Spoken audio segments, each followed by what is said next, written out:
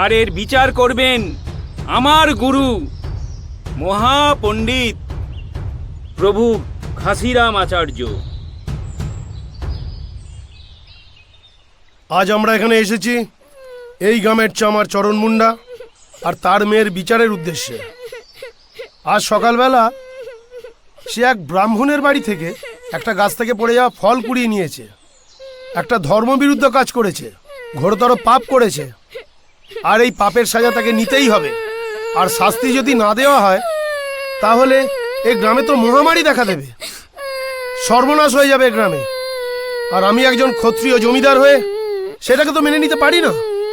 তাই এদের এই বিচারের জন্য আমি প্রভু ঘাসের আচার্যের বিধানকেই মাথা পেতে মেনে নেব। উনি যা বিধান দেবেন গ্রামকে বাঁচানোর জন্য আমরা সেই পথই অবলম্বন করব।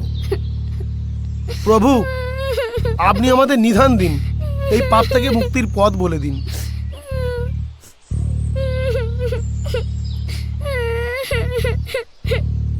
এই চামার বালিকার জন্য যে মহামারী এই গ্রামে আসতে চলেছে, সেই মহামারী থেকে বাঁচার একমাত্র উপায় ওই বালিকা যে হাত দিয়ে ব্রাহ্মণের বাড়ির ফল স্পর্শ করেছে সেই হাত কেটে দেওয়া হোক।